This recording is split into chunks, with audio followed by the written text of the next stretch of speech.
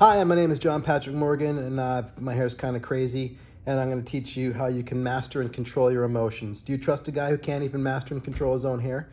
I hope so, because I'm going to set you free.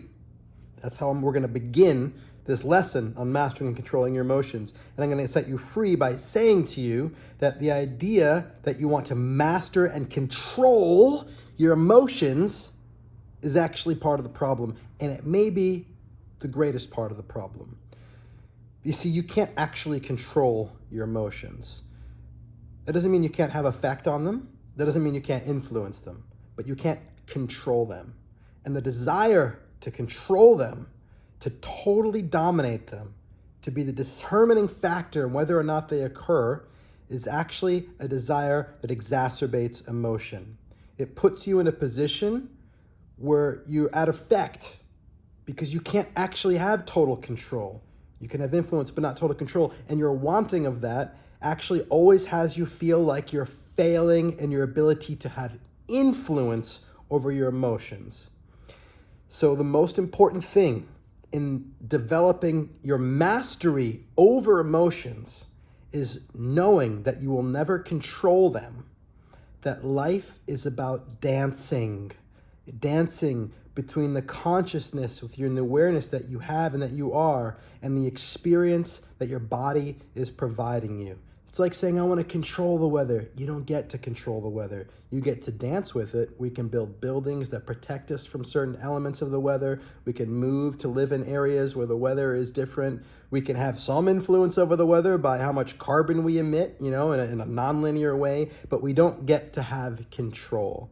And it's the letting go of the desire for absolute control over our emotions that's the beginning of our relaxation and our relationship with our emotions, which actually starts to provide us with more access to influencing our emotions effectively. And that is what I would call mastery with emotions and over emotions, which is different than being master of and over emotions. You can't ever, that's like perfection. Doesn't actually ever happen.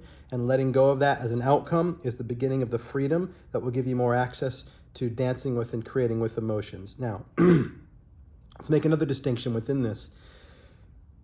While you can't control emotion in a particular moment, you do have agency and influence over how you experience that emotion in the moment, right? So what I make this emotion mean and how I represent this emotion to my mind is what creates my experience of it. So this is easier to understand when I talk about the difference between pain and suffering, right? There's the pain of a leg that got hit or a skin that got burned, and there's the suffering, the anguish, which is the result of the way that the mind represents that pain. I don't want to feel this. This is horrible. I wish this would end. And that pain that you feel in your arm or your skin, it actually becomes anguish through the inner turmoil that you create through your thinking. And it's a feedback process. I had a pretty bad disc injury in my neck, cervical spine injury, and it was causing nerve inflammation, and my arm felt like it was literally on fire. 10 out of 10 pain. I was screaming F-bombs. It was so bad.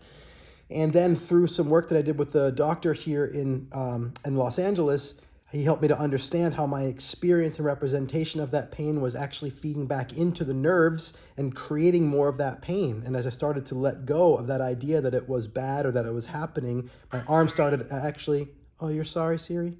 That was my Apple Watch. My arm started to actually relax. And so the way that I stopped suffering actually influenced my experience, and it actually reduced the pain. So these things are separate and they're interrelated. And so your hurt that you're feeling in your body or the anger that you're feeling in your body, it's both integrated with the meaning that you're making about it, which creates your suffering, and it is separate from it. There's just a physical experience that you're having in your body in that moment. And so if you can just allow it to be and not resist it so much, it can start to relax.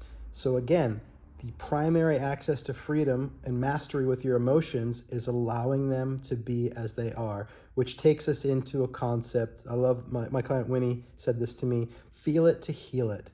I love that. And if you can actually feel the depth of an experience that your body is happening without judging it as wrong, actually going into it, allowing it, accepting it, going into it, getting curious about where do I actually feel it? What is this emotion actually, like, where is it in my body? What does it actually feel like?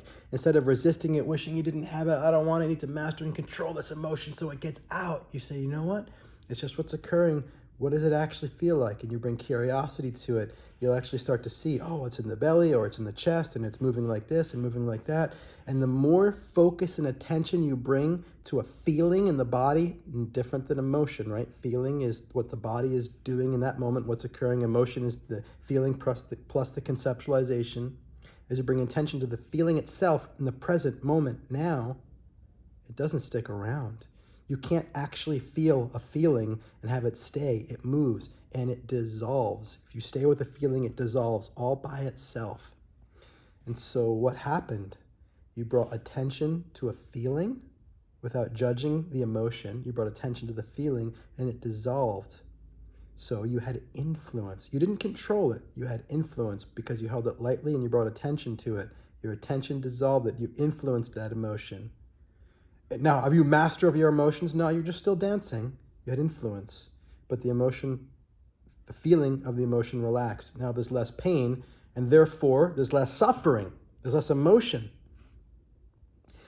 And here's the other cool thing, that if you can bring attention to a feeling, because you're not getting caught up in the emotional activity of the mind in relation to that feeling, if you can bring attention to a feeling and it can dissolve and relax, you've also influenced the future. Because you've just taught your body and your mind and your neurology that when I have that feeling, I don't need to suffer in emotion. I can just have a feeling. And it doesn't have to stick around and be horrible and be anguish and be ongoing, because I can actually just bring intense presence and awareness to it without judgment of it being wrong, and it can dissolve. And so the next time your body has that feeling, it doesn't necessarily become as big of an emotion, because you've taught yourself that you can have a different relationship to it. So while you're not controlling it, in a moment you are achieving mastery by bringing attention and allowing it to relax all by itself. And in addition to that, you're setting up a pattern, a condition where next time that occurs, you have more access to that experience of feeling it in a way where it just dissolves. So you're creating mastery not just through how you're relating to it in the moment and what occurs in that moment, but you're also creating mastery by creating the habitual ability to achieve that same thing. And the more times that you relate to an emotional experience as just a feeling and you bring attention to it, the more you are able to do that in the future. And that, my friend, is mastery over your emotions. It's not control, it's not being the master, but it's mastery over your emotions. You become a master at dancing, a master dancer, right? You are able to meet the winds of circumstance in nature and the winds of circumstance in the nature of your body in such a way where you can dance with it no matter what is showing up. You will feel for the rest of your life. The question is, are you going to learn to dance with those feelings in a way that's beautiful and has you be free and makes art and makes life wonderful, or are you going to suffer them and live in the prison of them? And the movement towards mastery is where the freedom is, where the bliss is, where the beauty is. Thank you for watching this video. If this has sounded interesting to you, if you'd like to learn more about this, then I invite you to join us over at Creating School. You can learn more at creating.school. Put that up in your browser or click the link somewhere here, there, anywhere. If you have questions about that, about how I can help you, my name is John Patrick Morgan. Maybe I forgot to mention that, but it's not that important who I am. What's important is what you're getting from this and how you're growing and finding more freedom and creating more of what you want. But I can help you. If you'd like that, reach out to me, leave a comment, ask a question. I'm happy to expand on it or make another video if it would be helpful. Anyway, that's enough for now. Much love. Talk to you soon.